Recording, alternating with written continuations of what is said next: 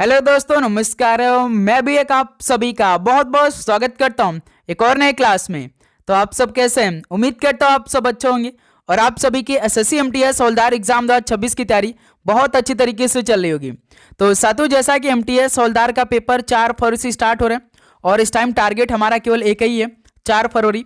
तो आज की इस क्लास में पूरे पेपर का हल देखेंगे, लेकिन साथियों वो क्वेश्चन आज की इस क्लास में डिस्कस करेंगे जो कि आपकी शिफ्ट के लिए कम से कम 35 से 40 नंबर का इजाफा कर सकता है। तो आप जानते हैं कि साथी एमटीएस हवलदार के पेपर में 25 क्वेश्चन जीके पूछे जाते हैं, 25 क्वेश्चन इंग्लिश के पूछे जाते हैं, 20 क्वेश्चन रीजनिंग के पूछे जाते हैं, 20 क्वेश्चन मैथ के पूछे जाते हैं, 90 क्वेश्चन आपका टोटल पेपर में रहते हैं। लेकिन इन 90 क्वेश्चन में से आप देखते होंगे कि आपके हर शिफ्ट में लगभग 20 से 25 क्वेश्चन बिल्कुल बेसिक से क्वेश्चन पूछे जाते हैं, जो टॉपिक वाइज क्वेश्चन आ जाते हैं आपके पेपर में। तो वही प्रश्न आज की इस क्लास में हम लोग डिस्कस करने वाले हैं। तो साथियों, हमारे एग्जाम में केवल 15 दिनों का समय बाकी है, तो क्यों ना हम 15 दिन पहले जो पेपर में 20 से 25 क्वेश्चन बिल्कुल बेसिक देखने को मिलता है वही प्रश्न तैयार कर लें कि पेपर में आता हुआ सवाल ना छूटे, काफ़ी अच्छी तरीके से उसे हल कर सके। तो आज की इस क्लास में जो पूरे पेपर को हम हल करने वाले हैं वो बिल्कुल बेसिक क्वेश्चनों का लेवल होगा। तो चेक करिए कि किस तरह के सवाल आपके पेपर में बेसिक पूछे जाते हैं। एक्सपेक्टेड 50 क्वेश्चन को डिस्कस करेंगे, जिसमें सबसे पहले जीके क्वेश्चन को डिस्कस करेंगे, उसके बाद इंग्लिश क्वेश्चन को डिस्कस करेंगे, मैथ के क्वेश्चन रहेगा, लास्ट में आपका रीजनिंग क्वेश्चन आएंगे। टारगेट आप सभी का 35 क्वेश्चन ठीक करना है। ध्यान रखिएगा, इस टारगेट को आपको पूरा करना है। सबसे पहले आप एक से क्वेश्चन स्टार्ट करेंगे, लास्ट 50 क्वेश्चन तक जाएंगे, एक भी क्वेश्चन आप स्किप नहीं करेंगे, सभी क्वेश्चन को आपको अटेम्प्ट करना है। ध्यान रखिएगा, तभी आपका भाई जो 20 से 25 क्वेश्चन हर शिफ्ट में बिल्कुल बेसिक देखने को मिलता है, तभी आपका पूरा पेपर होगा। क्योंकि भाई यदि आप क्लास बीच में ही छोड़ कर जाएंगे तो ये तो भाई आपका कंप्लीट अच्छी तरीके से तैयारी नहीं होगा। तो इसलिए जो हम क्लास एक सुबह 8:30 पे दे रहे हैं उसको आपको पूरा करना है। शाम को 30 पे एक, इस टाइम तो एक नई क्लास चल रही है तो इसको भी आपको पूरा करना ही करना है। ओके, तो चलिए इस क्लास को स्टार्ट कर लेते हैं। भाई आपका यहाँ से बेस्ट 50 क्वेश्चन को डिस्कस करते हैं, जो कि बिल्कुल बेसिक क्वेश्चन अपने आप में रहने वाले, जो कि हमेशा हर शिफ्ट में देखने को मिलता है। ओके, तो देखिए पहला प्रश्न आपकी स्क्रीन पर।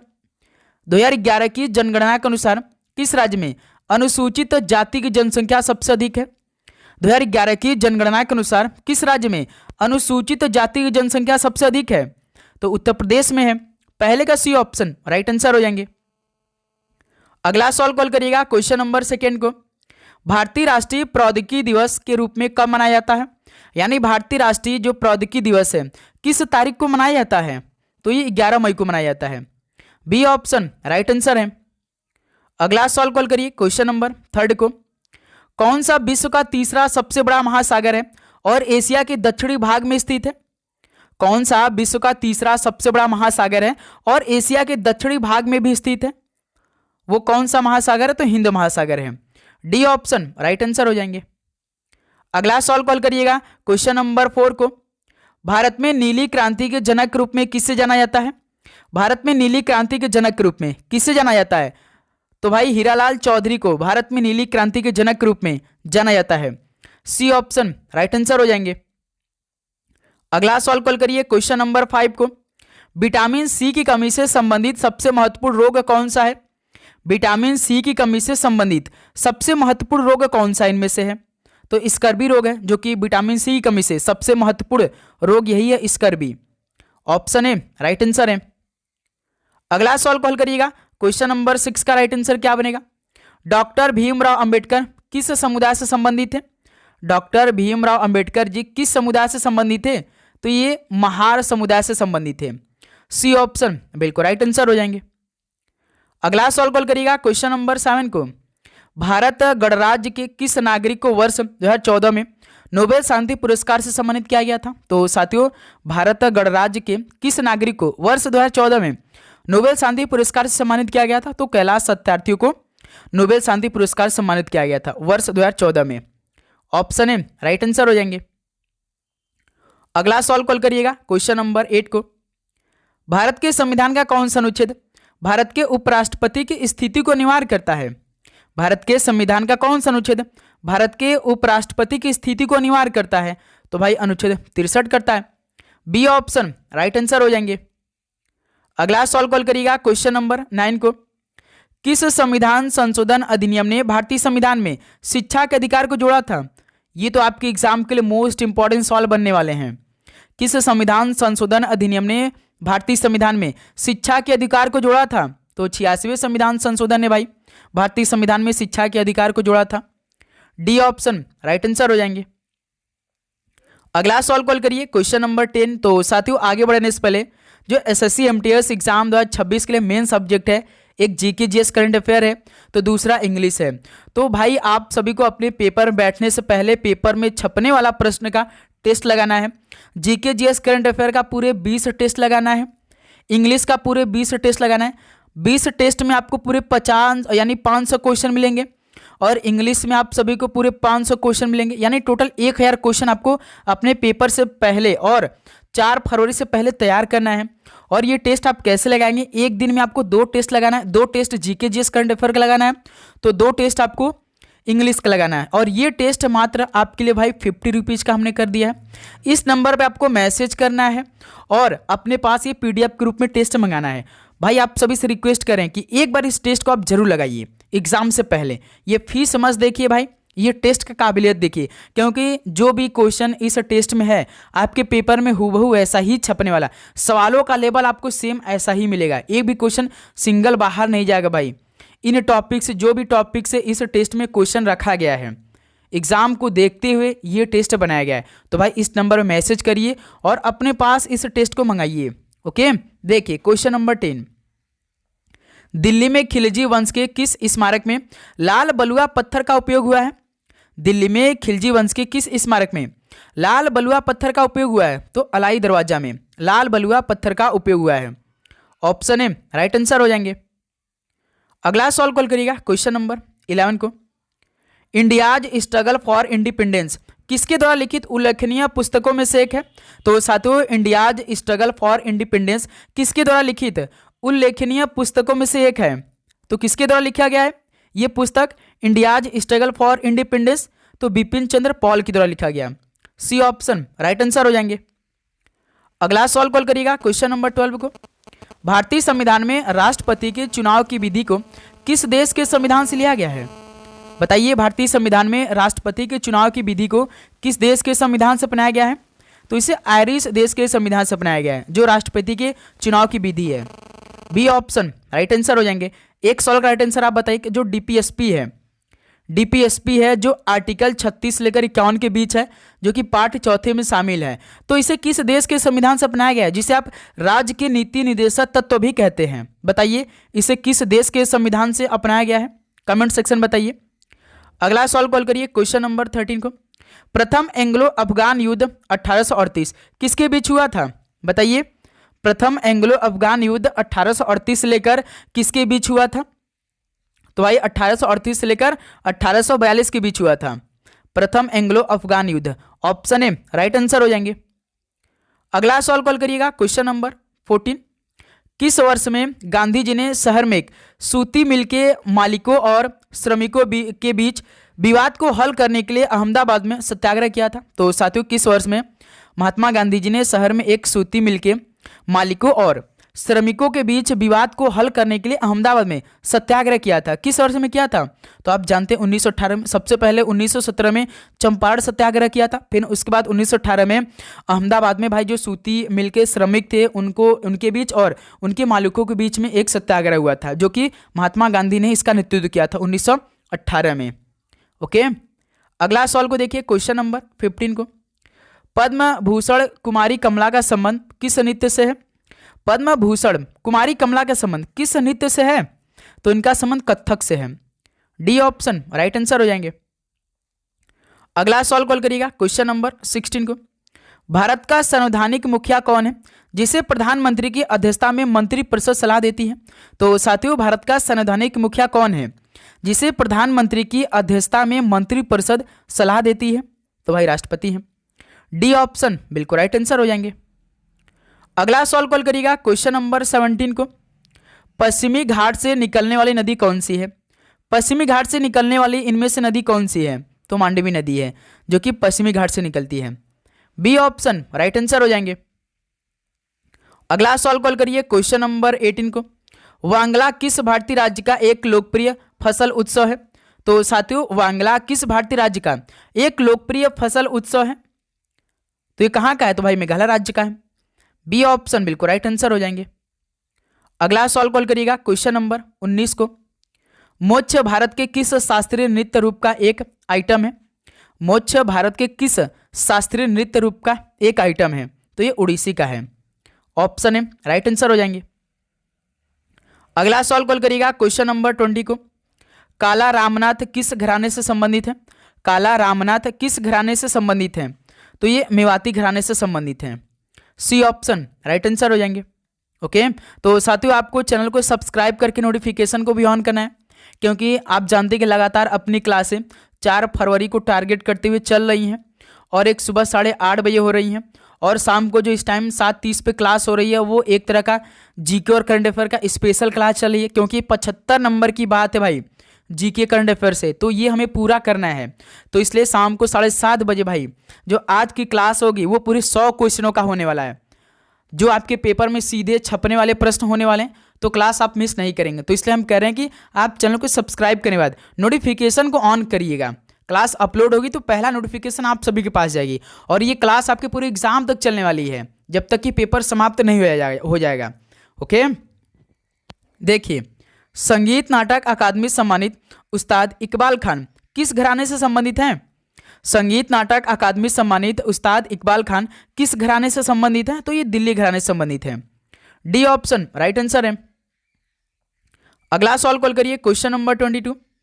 किबुल लामजाओ राष्ट्रीय उद्यान भारत का एकमात्र तैरता हुआ राष्ट्रीय उद्यान है जो कि किस राज्य में स्थित है? बताइए। किबुल लामजाओ राष्ट्रीय उद्यान भारत का एकमात्र तैरता हुआ राष्ट्रीय उद्यान है जो कि यह किस राज्य में स्थित है? तो यह मणिपुर राज्य में स्थित है। ऑप्शन है राइट आंसर है। अगला सवाल कॉल करिएगा क्वेश्चन नंबर 23। बगलीहार बांध किस नदी पर बनाया गया है? बगलीहार बांध किस नदी पर बनाया गया है? तो इसे चिनाब नदी बनाया गया है। सी ऑप्शन राइट आंसर है। अगला सवाल कॉल करिएगा क्वेश्चन नंबर 24। पूर्वी घाट पर्वत श्रृंखला की सबसे ऊंची चोटी कौन सी है? पूर्वी घाट पर्वत श्रृंखला की सबसे ऊंची चोटी कौन सी है? तो याद रखिएगा महेंद्रगिरी है। ऑप्शन है राइट आंसर है। अगला सवाल कॉल करिएगा क्वेश्चन नंबर 25 को। विश्व की सबसे पुरानी और साफ पानी की सबसे गहरी झील कौन सी है? विश्व की सबसे पुरानी और साफ पानी की सबसे गहरी झील कौन सी है? तो बैकॉल झील है। डी ऑप्शन राइट आंसर हो जाएंगे। नेक्स्ट अगला सवाल कॉल करिएगा क्वेश्चन नंबर 26।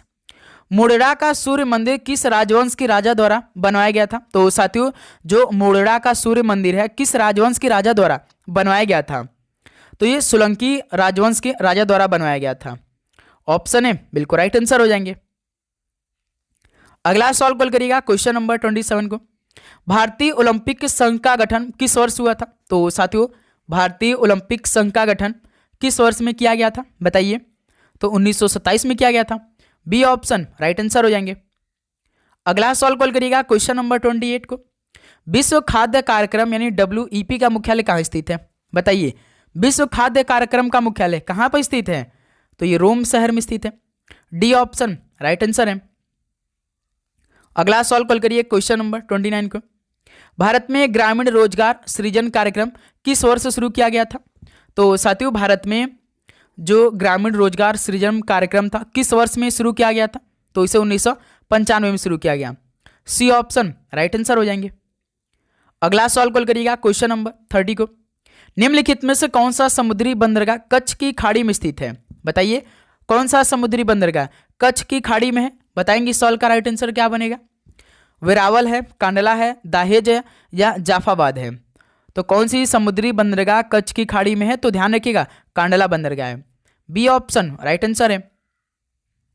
कच्छ की खाड़ी यानी गुजरात राज्य में। ओके, अगला सवाल कॉल करिए क्वेश्चन नंबर 31 का राइट आंसर क्या होगा? मध्य प्रदेश कितने राज्यों के साथ अपनी सीमा साझा करता है? भाई आपके पेपर में 6 से 7 सवाल तो राज्य दर्शन के सवाल पूछे आएंगे।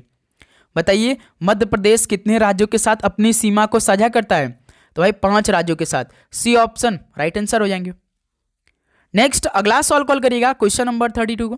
तो यहां से अब इंग्लिश के क्वेश्चन को हम लोग सॉल्व करेंगे। देखिए, select the most appropriate present tense form of the verb to fill in the blank. तो भाई आप सभी को प्रेजेंट टेंस का फॉर्म का फिल इन द ब्लैंक्स कहना है। जैसे दे फुटबॉल एवरीडे, तो क्या फील होगा भाई? दे के साथ क्या होता है भाई? दे के साथ प्ले होना चाहिए। प्ले के साथ साधारण वर्तमान काल में क्रिया प्ले का प्रयोग होता है। आप जानते हैं दे के साथ जो वर्तमान काल में क्रिया का प्रयोग होता है वो प्ले होगा भाई। इसमें दे प्ले फुटबॉल एवरी डे, ठीक है। यह क्या भाई? एक बहुवचन है, प्लूरल है, तो दे के साथ क्या होगा? They play football every day, यानी सवाल का बी ऑप्शन बिल्कुल राइट आंसर हो जाएंगे। ओके, चलिए अगला सॉल्व कॉल करिएगा क्वेश्चन नंबर 33 को। Select the incorrectly spelled word. She received a beautiful surprise from her partner. तो साथियों आप सभी को इनमें से इनकरेक्टली स्पेल्ड वाला वर्ड बताना है। जैसे हमने आपको बताया जब सेंटेंस दे उसी में से आपसे कोई स्पेलिंग वाला वर्ड पूछ दे इनकरेक्ट वाला, तो आप क्या करेंगे भाई? ऑप्शन को सीधे चेक कर सकते हैं, इससे आपको तुरंत मिल जाएगा। जैसे ब्यूटीफुल का देखिए पहला ऑप्शन ब्यूटीफुल स्पेलिंग दिया है, सही है, बिल्कुल सही है। सरप्राइज आश्चर्यचकित जो होते हैं ये भी आपका स्पेलिंग ठीक है, लेकिन रिसीव्ड का स्पेलिंग क्या होता है भाई? आप सभी बताएंगे, तो यही क्या है आपका? रॉन्ग है भाई। ओके, ध्यान रखिएगा। RECEIVED, देखिए इसमें देखिए भाई आपका गलत दिया, ये आपका सही है। यानी क्या होता है? RECEIVED होता है रिसीव्ड, प्राप्त करना। इसमें देखिए स्पेलिंग ठीक दिया है भाई, तो यही क्या हो जाएगा? सी ऑप्शन बिल्कुल राइट आंसर हो जाएंगे। प्रश्न में लेकिन रिसीव का स्पेलिंग गलत दिया है, लेकिन ऑप्शन में आपका सही दिया है RECEIVED। पार्टनर का देखिए भी स्पेलिंग ठीक दिया है ना मेरे दोस्त? तो इस सवाल का सी ऑप्शन बिल्कुल राइट आंसर हो जाएंगे। अगला सवाल कॉल करिएगा क्वेश्चन नंबर 34 को। Select the most appropriate option to fill in the blanks. The teacher asked us to our homework by tomorrow. बताइए, शिक्षक ने हमें कल तक अपना होमवर्क जो है पूरा करने को कहा। तो दोस्त मेरे यहाँ पे जो आप सेंटेंस देख रहे हैं आस्क्ड अस टू, इसका मतलब कि इसके बाद वर्ब का मूल रूप आना चाहिए भाई इनफाइनाइट, विथआउट टू आता है भाई। तो यहाँ पे the teacher asked us to complete our homework by tomorrow, यानी इस सवाल का पहला ऑप्शन आपका बिल्कुल राइट आंसर हो जाएंगे। आप जानते हैं साथी कि आस्क्ड अस टू के बाद वर्ब का मूल रूप आता है, यानी इनफाइनाइट विथआउट टू आता है, इसलिए यहाँ पे क्या होना चाहिए? परफेक्ट, कंप्लीट होना चाहिए। The teacher asked us to complete our homework by tomorrow. Okay, ध्यान रखिएगा। चलिए अगला सवाल कॉल करिएगा क्वेश्चन नंबर 35 का राइट आंसर क्या बनेगा?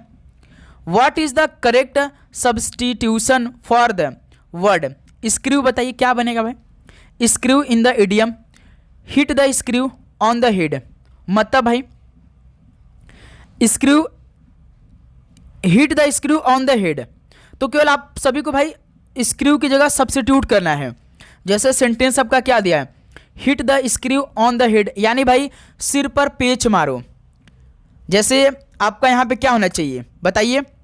Hit the nail on the head होना चाहिए। जैसे भाई बिल्कुल सही क्या होना चाहिए? बात कहना या करना। यहाँ स्क्रू की जगह क्या होना चाहिए? नेल आना चाहिए भाई। आपका स्पेलिंग क्या होगा? Hit the nail on the head होना चाहिए, hit the nail on the head होना चाहिए, ठीक है। तो यहाँ पे भाई नेल आपका बिल्कुल परफेक्ट है, क्योंकि भाई इंग्लिश मुहावरे में हमेशा क्या आते हैं भाई? नेल ही आते हैं स्क्रू की जगह। तो यहाँ पे स्क्रू की जगह क्या होगा भाई? नेल आएगा। तो सी ऑप्शन इस सवाल का राइट आंसर हो जाएंगे। ध्यान रखिएगा, सिर पर पेच मारो, तो hit the nail on the head, और इसका राइट जो डेफिनेशन होगा वो hit the nail on the head होना चाहिए, ठीक है। तो इस सवाल का सी ऑप्शन बिल्कुल परफेक्ट आंसर हो जाएंगे। ये इंग्लिश मुहावरा भाई, हमेशा नेल आता है इसमें। स्क्रू देखिए और उसमें नेल है, तो समझिए कि स्क्रू की जगह नेल आपका राइट आंसर होगा। ओके, चलिए अगला सवाल कॉल करिए क्वेश्चन नंबर 36 को। Select the most appropriate synonyms of the given word. Futile का समानार्थी शब्द बताइए, पर्यायवाची शब्द बताइए। फुटाइल का, फुटाइल मतलब क्या होता है भाई? बताइए। फुटाइल का मतलब होता है व्यर्थ। फुटाइल का मतलब होता है व्यर्थ होता है और बेकार होता है, बेकार होता है और निष्फल भी होता है। जैसे VCS का मतलब क्या होता है भाई? VCS का मतलब होता है दुष्ट। उसके बाद आपका एडिक्वेट का मतलब क्या होता है भाई? पर्याप्त होता है। एडिक्वेट का मतलब क्या होता है? पर्याप्त होता है। यूजलेस का मतलब क्या होता है? बेकार होता है। तो यही क्या हो जाएगा भाई? फुटाइल का सिनोनिम्स क्या होगा? यूजलेस हो जाएगा। सी ऑप्शन राइट आंसर हो जाएंगे। यूजलेस मतलब भी क्या होता है भाई? व्यर्थ होता है, बेकार होता है। ओके। उसके बाद थॉटफुल का मतलब क्या होता है, जो विचारशील होता है उसे हम क्या बोलते हैं, थॉटफुल कहते हैं। तो इस सवाल का सी ऑप्शन, फुटाइल का सिनोनिम्स क्या होगा, यूजलेस होगा। ओके, चलिए अगला सवाल कॉल करिएगा, क्वेश्चन नंबर 37 को। Select the option that contains error, यानी साथ ही आप सभी को यहाँ पे सेंटेंस दिया है, इसमें आपको एरर बताना है। देखिए सेंटेंस क्या दिया है, a fox and an hyena were spotted in the animal reserve, यानी पशु अभ्यारण्य में एक लोमड़ी और एक लकड़बग्घा देखा गया। तो साथों यहाँ पे देखिए एन हाइना दिया है भाई, एन हाइना में यन तो गलत है भाई, क्योंकि इसकी जगह ए होना चाहिए, क्योंकि हाइना तो भाई यच से शुरुआत हुआ है। तो यहाँ पे क्या प्रयोग होना चाहिए, ए हाइना, यानी a fox and a hyena were spotted in the reserve, ये आपका सेंटेंस बनना चाहिए। तो एन की जगह क्या होना चाहिए भाई, ए होना चाहिए यहाँ पे, आर्टिकल का प्रयोग। ओके, ध्यान रखिएगा।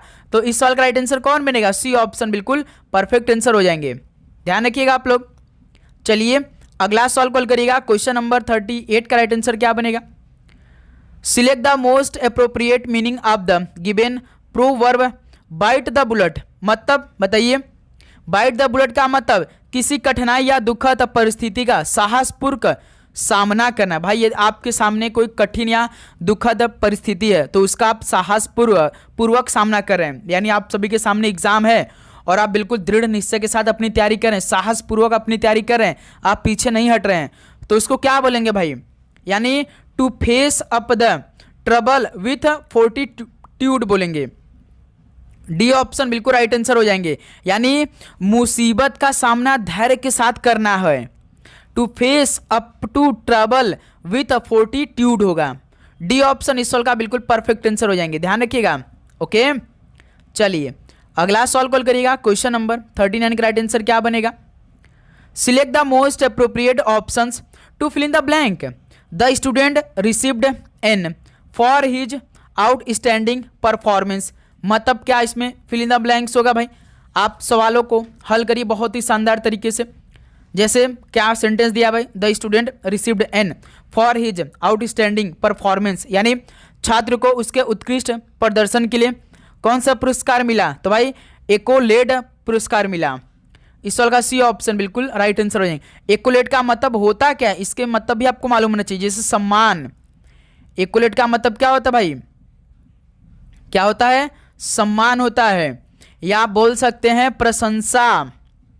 ओके, तो the student received an accolade for his outstanding performance, यानी छात्र को उसके उत्कृष्ट प्रदर्शन के लिए उसे सम्मानित पुरस्कार मिला। सी ऑप्शन इस सवाल का राइट आंसर हो जाएंगे। अगला सवाल कॉल करिएगा, क्वेश्चन नंबर 40 क्या बनेगा। Select the options that rectify the spelling of the underline word in the given sentence. We have placed our allegiance to the nation. हमने राष्ट्र के प्रति अपनी निष्ठा की और प्रतिज्ञा की है। हमने राष्ट्र के प्रति अपनी निष्ठा की है और प्रतिज्ञा भी की है। तो भाई लेकिन आप सभी को एलिगेंस का मतलब बताना है। एलिगेंस का मतलब क्या होता है, निष्ठा होता है। एलिगेंस का मतलब क्या होता है भाई, निष्ठा होता है, लेकिन उसका स्पेलिंग क्या होता है, तो इसका स्पेलिंग एलिगेंस का कोई बता सकता है, तो बिल्कुल ALLEGIANCE होता है एलिगेंस, ALLEGIANC, यानी बी ऑप्शन देखिए स्पेलिंग ठीक दिया भाई एलिगेंस का। ओके, तो एलिगेंस की जगह क्या होना चाहिए, ऑप्शन बी एलिगेंस होगा। ओके, नेक्स्ट अगला सवाल कॉल करिएगा, क्वेश्चन नंबर 41 का राइट आंसर क्या बनेगा। हल करिए भाई। एक व्यक्ति किसी वस्तु को 237 रुपये में बेचता है, जिससे उसे 18.5% का लाभ प्राप्त होता है। वस्तु का क्रय मूल्य यानी कास्ट प्राइस रुपीज में कितना था। यदि भाई आप कोई सामान 237 रुपये में बेच रहे हैं, उसे आपको 18.5% का लाभ प्राप्त हुआ है, तो उसका भाई कास्ट प्राइस यानी कितना दाम उसका रहा होगा, ये आप सभी को बताना है।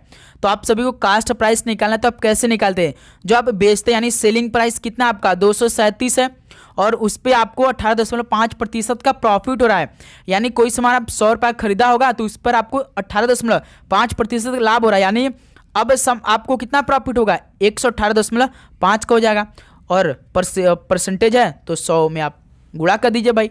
तो इस सवाल का राइट आंसर आप निकालिए, आपका आंसर आ जाएगा। तो कितना आ जाएगा, इससे जब आप काटेंगे पीटेंगे तो आपका आंसर आएगा 200। ठीक है, यानी उस वस्तु का क्रय मूल्य कितना में था, 200 रुपया में था। ठीक है, तो एक ऑप्शन दिया होगा भाई, सी ऑप्शन इस सवाल का बिल्कुल परफेक्ट आंसर हो जाएंगे। ओके, ध्यान से सॉल्व करिएगा भाई। अगला सॉल्व कॉल करिएगा, क्वेश्चन नंबर 42 का राइट आंसर क्या बनेगा, 90, 230 और 325 का महत्तम समावर्तक HCF ज्ञात कीजिए। तो साथियों 90, 230 और 325 का महत्तम समापवर्तक HCF ज्ञात करना है। बताइए कितना आएगा भाई। HCF मानी वो संख्या आपको लेना है जो कि 90, 230 और 325 को पूरी तरीके से भाग कर दे भाई। तो कौन सा बनेगा, एक भी कर सकता है भाई सभी को पूरी तरीके से विभाजित। 3 किसको किसको काटेगा, 325 को नहीं काटेगा, यानी भाई 3 तो इस सवाल का आंसर नहीं होगा। उसके बाद 2 भी नहीं काटेगा भाई, 90 को काट देगा 2, 230 को काटेगा लेकिन 325 को नहीं काटेगा। यानी इस सवाल का जो परफेक्ट आंसर होगा ना वो डी होगा। क्योंकि भाई देखिए 18 25 90 और 5 का भाग 230 में कराएंगे तो पूरी तरीके से काट सकता है भाई। 5 चौक का 20, 5 छक 30 यानी 46 पंजे 230। उसके बाद 5 छक 30, 50 25 यानी सबसे बड़ी संख्या HCF यदि आपसे दे और 2 से 3 नंबर काटे और उसमें जो सबसे बड़ी संख्या रहेगी वही आंसर होगा। जैसे इसमें देखिए 1 भी काट रहा है और 5 भी काट रहा है। HCF का मतलब क्या होता है, हाईएस्ट कॉमन फैक्टर। तो 5 का हाईएस्ट कॉमन फैक्टर बनेगा। तो इस सवाल का डी ऑप्शन क्या हो जाएगा, बिल्कुल राइट आंसर हो जाएंगे।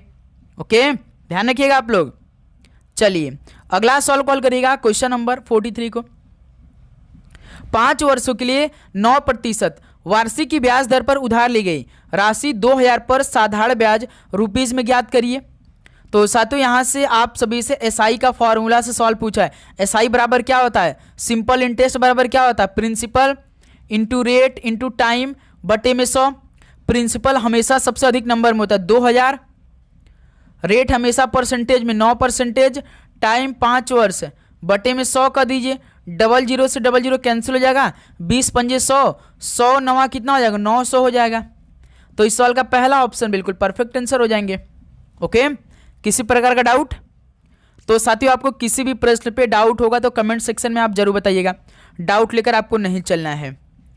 अगला सॉल्व कॉल करिएगा, क्वेश्चन नंबर 44 को। देखिए रुपीज 29,800 के अंकित मूल्य वाला एक उत्पाद स्टोर में रुपीज 28,608 में बेचा जा रहा है। उत्पाद पर कितनी छूट दी जा रही है, यानी कोई सामान आप 29,800 के उत्पाद स्टोर में है, आप उसे 28,608 में बेच रहे हैं। यानी कोई पहले आप सामान 29,800 खरीद रहे हैं और आप उसे 28,608 में बेच रहे हैं। यानी यहाँ से तो आप सभी को कुछ हानि होगा भाई, क्योंकि 29,000 है और यहाँ पे 28,000 है। यानी 29,800 से 28,608 बेच रहे हैं तो आपको कितने का हानि हो रहा है भाई। पहले तो हमें इसे माइनस कर देना चाहिए, तभी तो मालूम होगा। 29,800 में से 28,608 को माइनस करना है। 10 में से 8 घटा 2, 9 यहाँ हो जाएगा, 1 यहाँ से हो जाएगा। फिर उसका देखिए 9 में से 8 घटा यानी 1192 रुपये का हमें यहाँ पे हानि हो जा रहा है भाई। किससे होगा, इस 29,800 से होगा, क्योंकि हमने पहले तो 29,800 में खरीदा। तो यानी 1192 बट्टे में 29,800 गुणे में 100। तो इस तरह से हमारा छूट दी जा रही प्रतिशत निकलेगा। 00 से 00 कैंसिल हो गया, 298 भागे 1192 कितना आएगा भाई। तो यहाँ से 4/32, यदि दोस्त मेरे 300 रहता तो 3 चौक का 12, यदि हम 4 से भाग कराएं तो एक बार 4 से गुणा करके देख लेते हैं। मैं 4/32 का 2 3, 4 9 36, 3 39, 3 4 1 2 8 3 11। देखिए भाई 1192 आ गए। यानी यहाँ पे भाग करिए ना 298 का, 298 का भाग जब आप 1192 कराएंगे तो आपका 4% आएगा। यानी जो भाई उत्पाद पर कितनी छूट दी जा रही है, तो 4% की छूट दी जा रही है। सी ऑप्शन इस सॉल्व का राइट आंसर हो जाएंगे। ओके, ध्यान रखिएगा आप लोग। अगला सॉल्व कॉल करिएगा, क्वेश्चन नंबर 45 का राइट आंसर क्या होगा। 40 kg, 49 kg, 56 kg, 72 kg और 39 kg वजन के 5 सदस्यों वाले परिवार का औसत वजन केजी में ज्ञात करिए। जैसे भाई औसत हमें निकालना, तो सबसे पहले सभी संख्याओं को जोड़ लेते हैं। 40 + 49 + 56 + 72 + 39 बटे में 5 से भाग कर देंगे। तो सभी को जोड़िए, देखिए 9 2 11, 11 6 17, 17 9 26, 26 का 2 हाथ से लगा, 26 का 6 हाथ से लगा 2, 7 3 10, 10 5 15, 15 4 19, 19 4 23, 23 2 25, यानी 256/5। देखिए 50 25, 5 1 कम 5, फिर उसके बाद 1 5 2 10, यानी 51.2 इस सवाल का राइट आंसर आएगा। यानी उन सदस्यों वाले परिवार का औसत वजन केजी में कितना है भाई? 51.2 केजी में है। तो इस सवाल का बी ऑप्शन बिल्कुल परफेक्ट आंसर हो जाएंगे। ओके, ध्यान रखिएगा। चलिए अगला सवाल कॉल करिएगा, क्वेश्चन नंबर 46 को। तो भाई अब रीजनिंग के क्वेश्चन कुछ सॉल्व कर लिया जाए जो बिल्कुल बेसिक हर शिफ्ट में पूछ जाते हैं। PWSO का रिलेशन RYU क्यों दिया है, MTPL का रिलेशन OVRN दिया है, तो JQMI का रिलेशन क्या बनेगा? सॉल्व करिए। देखिए जैसे PWSO इसका रिलेशन RYU क्यों दिया है, ठीक है। तो हर एक अक्षर का पहले कोड कर लेते हैं। P 16 होता है, W 23 होता है, S होता है 19, O होता है 15, Q होता है 17, U होता है 21, Y होता है 25, R होता है 18। 16 से 18 प्लस 2, 23 से 25 प्लस 2, 19 से 21 प्लस 2, 15 17 प्लस 2, यानी इसमें लॉजिक तो भाई प्लस 2 का लग रहा है। दूसरा भी चेक कर लेते हैं, MTPL, उसके बाद OVRN दिया है। M होता है 13, M होता है 13, O होता है 15, देखिए इसमें प्लस 2 हुआ है। T होता है 20, V होता है 22, तो इसमें भी प्लस 2 हुआ है। P होता है 16, R होता है 18, तो इसमें भी प्लस 2 हुआ है। L होता है 12, N होता है 14, तो इसमें भी प्लस 2 हुआ है। यानी इसमें लॉजिक प्लस 2 का लगाना हमें, तो JQMI में भी लगाते हैं, सेम यही पैटर्न को फॉलो करते हैं। JQMI, J होता है 10, Q होता है 17, M होता है 13, I होता है 9, प्लस 2 इसमें करिए, प्लस 2 इसमें करिए, प्लस 2 इसमें करिए, प्लस 2 इसमें कर दीजिए। 10 2 12, 12 पे कौन होता है भाई? L होता है। 17 2 19, 19 पे S होता है। 13 2 15, 15 पे O होता है। 9 2 11 पे K होता है, यानी LSOK, LSOK डी ऑप्शन। तो इस सवाल का डी ऑप्शन बिल्कुल परफेक्ट आंसर हो जाएंगे। ओके, चलिए अगला सवाल कॉल करिएगा भाई, क्वेश्चन नंबर 47 का राइट आंसर क्या बनेगा? देखिए कथन और निष्कर्ष वाला सवाल दिया। जैसे यदि इस तरह का सवाल आ गया कथन निष्कर्ष वाला, तो आप सभी को सबसे पहले कथन बनाना है। देखिए कथन आपका सभी अभिनेता गायक है, यानी जो सभी अभिनेता हैं, अभिनेता को हम ए से लिख रहे हैं, सभी अभिनेता क्या है भाई? गायक हैं। गायक को हम जी से लिख रहे हैं, तो भाई सभी अभिनेता गायक हैं। जो सभी गायक है, ये जो सभी गायक है ना भाई, वो क्या है? एक नर्तक है। नर्तक को यन से लिख दे रहे हैं। ये तो हमारा भाई कथन बनकर तैयार है। अब देखिए निष्कर्ष क्या सही बैठ रहा है। पहला निष्कर्ष पढ़ा जाए भाई, कम से कम कुछ गायक क्या अभिनेता है? बताइए भाई, कम से कम कुछ गायक, यानी कम से कम कुछ जो गायक है ये क्या अभिनेता है भाई? यानी पहला तो निष्कर्ष बिल्कुल ठीक लग रहा है, यानी पहला निष्कर्ष अनुसरण कर रहा है कथन के अनुसार। उसके बाद देखिए दूसरा का निष्कर्ष, कुछ नर्तक, यानी जो कुछ नर्तक ये हैं, क्या वो गायक नहीं हो सकते? हो सकते हैं भाई, क्यों नहीं हो सकते भाई? कुछ नर्तक क्या गायक नहीं हो सकते? देखिए सवाल में भाई सभी गायक तो नर्तक है ना भाई, कुछ नर्तक गायक नहीं हो सकते? हो सकते हैं। यानी दूसर का भी भाई अनुसरण कर रहा है कथन के अनुसार। तो इस सवाल में तो पहला निष्कर्ष, पहला और दो दोनों अनुसरण कर रहे हैं। देखिए कौन सा ऑप्शन दिया दोनों अनुसरण का? तो सेकेंड नंबर। देखिए निष्कर्ष 1 और 2 दोनों अनुसरण करते हैं, तो इस सवाल का सेकेंड नंबर बिल्कुल परफेक्ट आंसर हो जाएंगे। ओके, सभी को समझ में आया? चलिए अगला सवाल कॉल करिएगा, क्वेश्चन नंबर 48 को। अंग्रेजी वर्णमाला क्रम के आधार पर दी गई श्रृंखला में प्रश्न चिन्ह के स्थान पर क्या आएगा?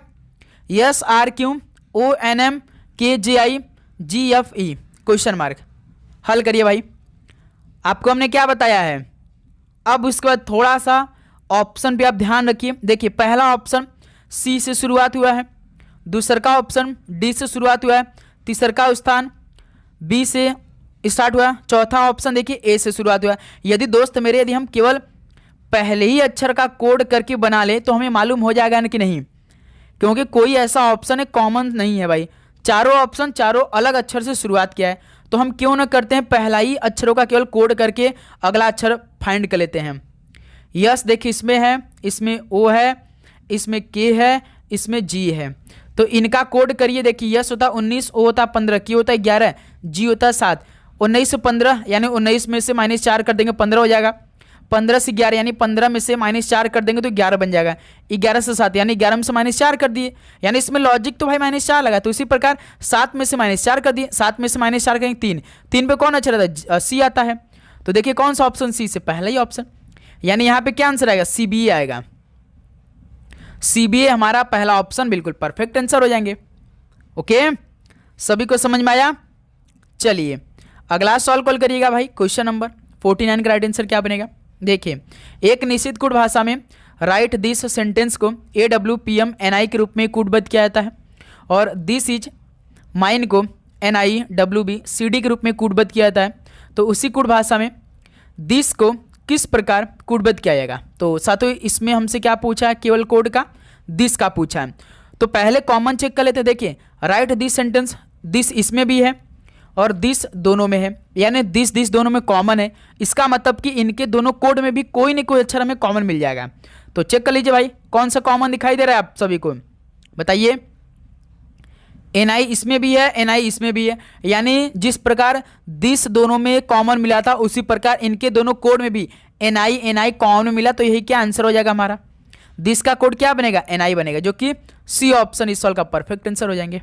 ओके, सभी को समझ में आया। हमने आपको बताया जब सिंगल पूछे तो कॉमन चेक करिए, कॉमन मिल जाएगा तो इनके दोनों कोड में भी आपको कोई ना कोई जरूर कॉमन मिल जाएगा। चलिए अगला सवाल कॉल करिएगा भाई। क्वेश्चन नंबर 50, इस सवाल का राइट आंसर दीजिए। देखिए दी गई श्रृंखला में प्रश्न चिन्ह के स्थान पर क्या आएगा, 348, 350, 354, 360, 368 क्वेश्चन मार्क। तो भाई पहले तो हम लिख लेते हैं केवल 48, पूरा नंबर को हम नहीं लिखेंगे, 48, 50, 54, 60, 68 नंबरों का श्रृंखला बढ़ रहा है, यानी इसमें कुछ ऐड हो रहा है। 48 से 50 प्लस 2, 50 से 54 प्लस 4, 54 से 60 प्लस 6, 60 से 68 प्लस 8। देखिए भाई 2, 4, 6, 8 यानी 68 में हम अगली संख्या क्या जोड़ेंगे, 10 जोड़ेंगे। 68, 10, 78 हो जाएगा भाई। तो यहाँ पे कितना आंसर आएगा, 378 हो जाएगा। तो ये आंसर होगा जो कि डी ऑप्शन बिल्कुल परफेक्ट आंसर हो जाएंगे। तो साथियों जो बेसिक के 50 क्वेश्चन हमेशा जिस टाइप के सवाल पूछे जाते हैं हर शिफ्ट में, वो प्रश्न आज की इस क्लास में कंप्लीट हो गया। तो बताइए साथियों आप सभी का आज की सेशन से कितना स्कोर रहा, सभी ईमानदारी के साथ बताएंगे, सभी दोस्त बताएंगे भाई। तो उम्मीद करूँगा दोस्त आपको हर एक क्वेश्चन बहुत ही शानदार तरीके से समझ में आए होंगे। यदि आप सभी को किसी भी प्रश्न पे डाउट होगा, मैथ, रीजनिंग या किसी भी पे, तो आप जरूर कमेंट सेक्शन बताइएगा। ओके, डाउट लेकर आपको नहीं चलना है, प्लस आप चैनल को सब्सक्राइब करके नोटिफिकेशन को ऑन करिएगा। तो चलिए इस क्लास को यहीं पर समाप्त करते हैं, मिलते हैं साथ ही आज शाम 7:30 बजे एक ब्रह्मास्त्र पेपर के साथ। तो आप लोग जरूर नोटिफिकेशन को ऑन करिएगा। तो आप सभी को एग्जाम के लिए बेस्ट, आप लोग पढ़ाई करते रहिए, रिवीजन करते रहिए और वो टेस्ट सीरीज अपने पास जरूर मंगवाइएगा। ओके, तो सभी को एग्जाम के लिए बेस्ट, आप लोग पढ़ाई करते रहिए। ऑल द वेरी बेस्ट, धन्यवाद।